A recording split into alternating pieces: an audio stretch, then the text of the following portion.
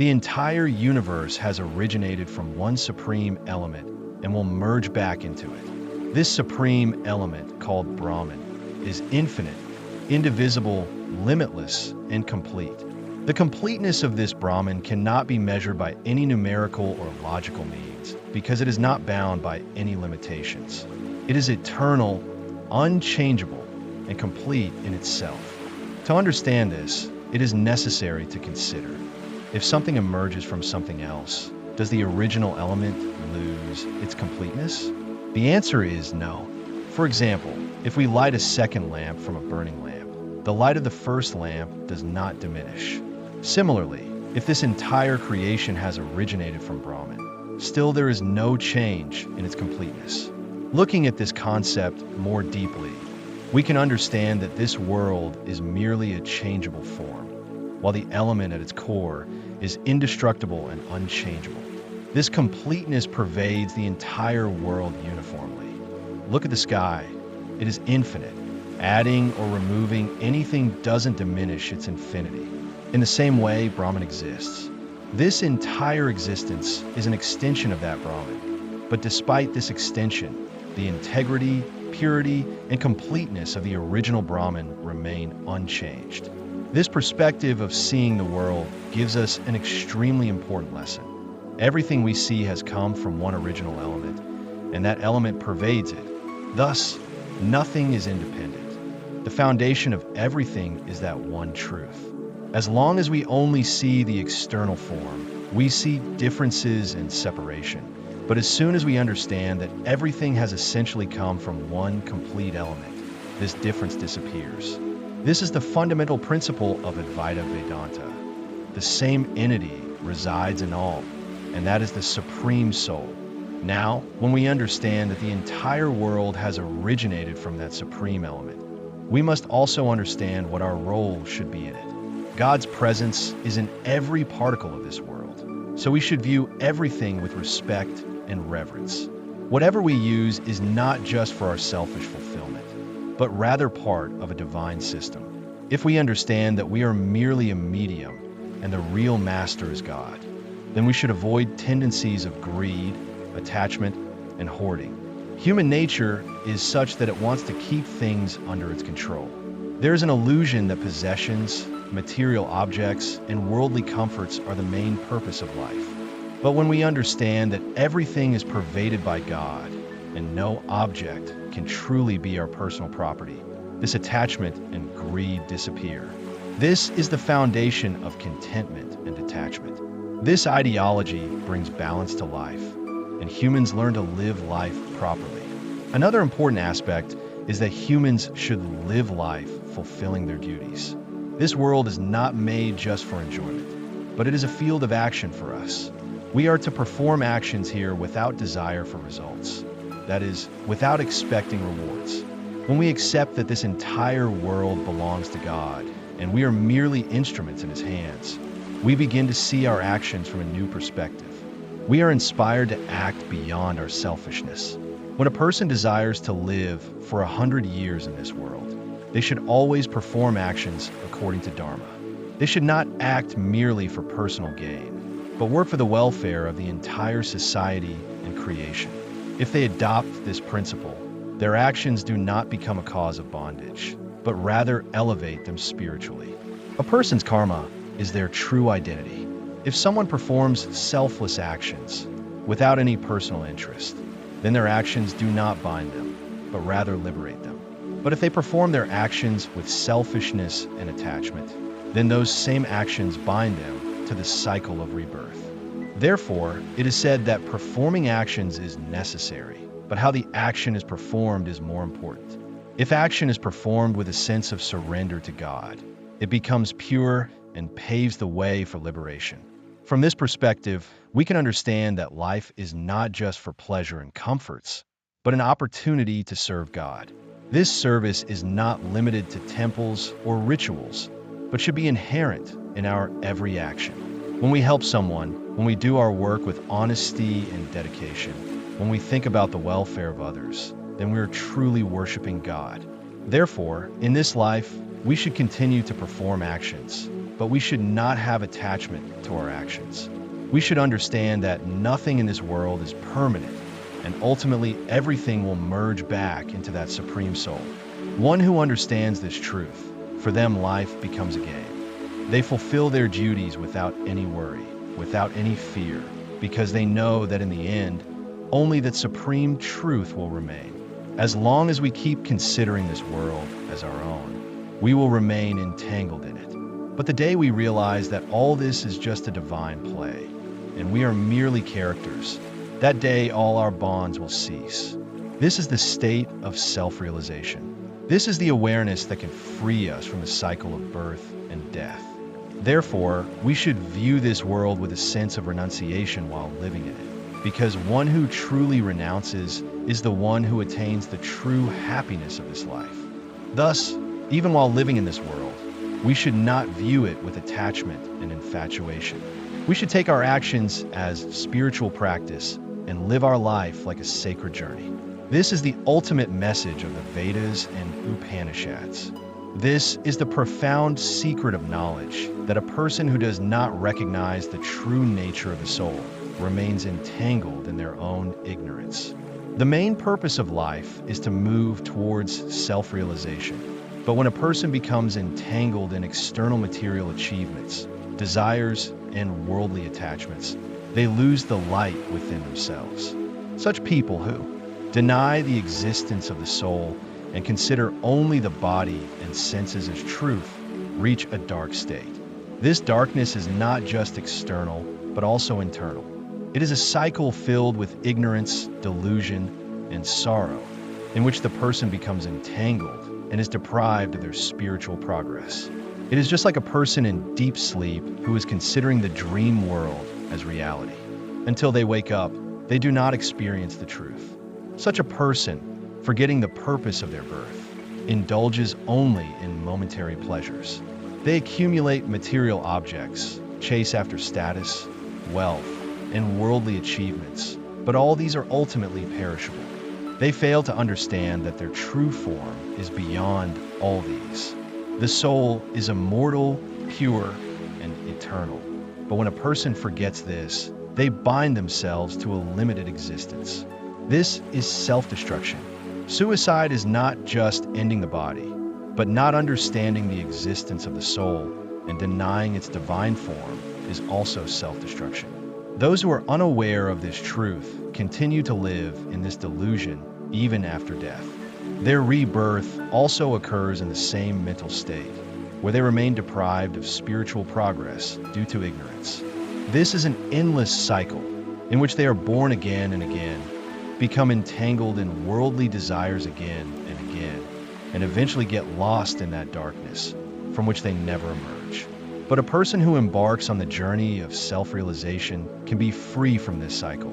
For them, it is first necessary to look within and know that they're not just body and mind, but much more than that. The senses that experience the external world are also ultimately limited. One who recognizes the basic element that controls them attains true freedom. The movement of the soul is more subtle than any sensory motion. It can neither be seen nor measured, but it is with us every moment. It is the foundation of the supreme truth, which is constantly flowing, yet is immovable. Attaining it is not possible through any external journey, but it is an internal experience. This knowledge is only attained when a person moves towards self-reflection and introspection, rising above worldly indulgence. A person who knows the truth is beyond this world, even while living in it. They know that this world is changeable, but their true form is eternal and indestructible. When someone recognizes this truth, attachment and grief disappear from their life. They have no fear of losing anything because they come to know that nothing is really worth losing. After reaching this state, life changes completely. The person starts seeing themselves in every being, in every object, in every situation. This realization is not just a philosophical thought, but a direct experience. When they see themselves in every creature and experience every creature within themselves, all kinds of discrimination disappear. Then they neither hate anyone nor fear anyone, nor get angry with anyone, nor get attached to anything.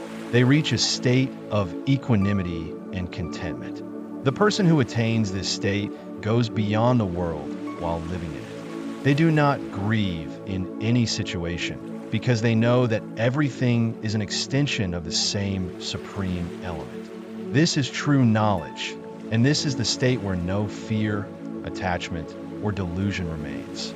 This divinity is within every person, but to experience it, one must turn away from the external world and journey within. As long as we remain entangled in external objects, persons, and events, the realization of this truth will not be possible. But as soon as we turn inward and ask ourselves, "Who am I?" then this knowledge begins to manifest. This is self-realization, and this is the first step towards liberation. There are two types of situations in our lives. One, when we remain averse to the path of truth, and the other, when we become engrossed only in intellectual knowledge. Both situations can lead us towards darkness if we do not maintain balance. In the first situation, when we embrace only ignorance, our life gets trapped in a web of illusion. Ignorance does not just mean the absence of education, but it indicates that deep mental state in which we lose the ability to see the truth. This ignorance distances us from our true form, causing us to chase after material comforts, greed, attachment, and momentary desires. In this situation, a person considers worldliness as the ultimate truth, and because of this, they remain deprived of self-knowledge. But an excess of knowledge or learning can also be dangerous. When we try to know the truth only through intellectual knowledge, we can also enter a different kind of darkness, because just studying scriptures, just reasoning, just collecting principles, all this does not lead us to self-realization. Such a person gets overwhelmed by the burden of knowledge, but has no real experience in their life. They get entangled in words and concepts and forget the true nature of their soul. This over-intellectuality also becomes a different kind of obstacle. Therefore, balance is extremely necessary. The person who maintains the right balance of ignorance and knowledge can proceed towards true liberation. Ignorance gives us experiences of material life, while knowledge teaches us the right use of that experience. Through ignorance, we go through worldly actions and understand different aspects of life. But if we remain entangled only in that, we cannot know the nature of the soul. On the other hand, if we deny the world by being absorbed only in knowledge, we forget the importance of karma. Therefore, a wise person is one who adopts both. They transcend ignorance, but do not completely reject it. They embrace knowledge, but do not let it transform into intellectual ego. Through this synthesis, they go beyond death and attain immortality. Here, immortality does not mean physical immortality, but the experience of the integrity of the soul. One who knows this truth is freed from the fear of death, because they come to know that their true form is immortal. An invisible power is working behind nature and creation, which we call by various names. Some people worship only this nature, while some people become engrossed only in its creative aspect. Both viewpoints are limited, because until we understand these two elements in totality, we cannot know the complete truth. Those who worship only Asambhuti, the unmanifest, go into a kind of darkness. This means that they remain immersed only in the imagination of boundless possibilities, emptiness, or invisible power, but ignore the creative and practical aspect of life. Instead of walking on the path of self-realization, they keep discussing void and formless elements. On the other hand, those who remain absorbed only in Sambhuti, creation, also go into a different kind of darkness. These are people who remain trapped only in the material realities of the world. They consider only the creative aspect of this creation as truth and forget the divine power working behind it. They give importance only to external forms and events and forget that all this is only a changeable form, whose root cause is hidden somewhere else. Therefore, it is necessary that we understand both these aspects together. We cannot find truth by running only towards Asambhuti. nor can we understand reality by getting entangled only in Sambodhi. We will have to synthesize both of these. We will have to recognize the divinity hidden behind it while working in the material world. This balance helps us go beyond death and attain immortality. The ultimate purpose of man is to remove the covering from the face of truth. This truth is infinite, but there is a golden covering in the way of seeing it. This covering is our desires, our ego, our limited knowledge, our perceptions, and our delusions. Until this veil is removed, we cannot witness the truth. Therefore, the seeker on the path of knowledge ultimately has to pray that the veil be removed and the truth be revealed. This prayer represents a deep inner urge. It is not just a verbal request, but a call from the soul of a true seeker. This is the moment when a person surrenders completely, abandoning all worldly delusions, perceptions, and limitations, and pleads to see the truth. One who reaches this state experiences that truth is not somewhere outside, but within oneself. But to see it, we must first remove the veil within us. We must cross the golden covering within us, which is covering our truth.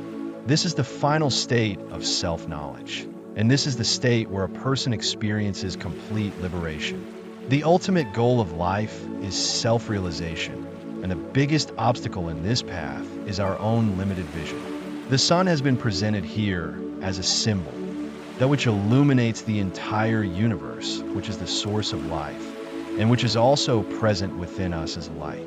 The seeker prays that the sun reduce its intense brightness, so that they can see that divine person within, who is the form of truth. This is not an ordinary request, but an expression of the ultimate state of self-realization.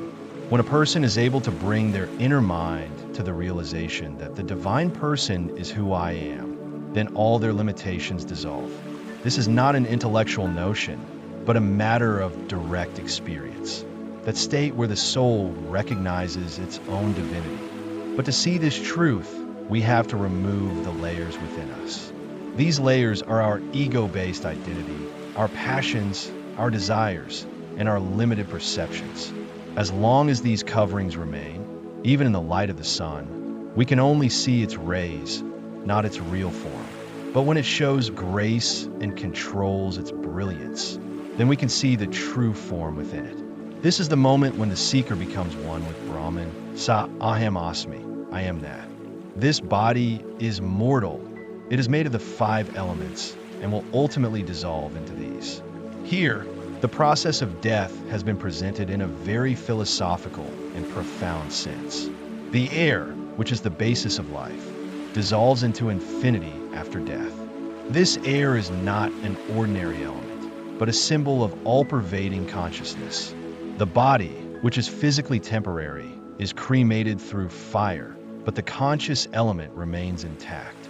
This awareness of death does not give birth to any fear, but it is an awareness that the end of the body is inevitable, yet the soul is eternal. The seeker here talks about remembering the actions of their life, because these actions will determine their journey. This remembrance is not just to recall past events, but a means of self-analysis. When death approaches, every action done in life is reviewed. Therefore, it is important to remember that whatever we did was either for the elevation of the soul or was done under the influence of worldly attachment. This is not just the death of an individual, but an indication towards a greater truth. Every moment, we are ending something, beginning something new. This constant changeability is the rule of life. If we understand this truth, we will not see death as a fearful end, but as a gateway to a new state. Fire has been addressed here as a guide. Fire is not just a physical element, but a symbol of knowledge, power, and purity.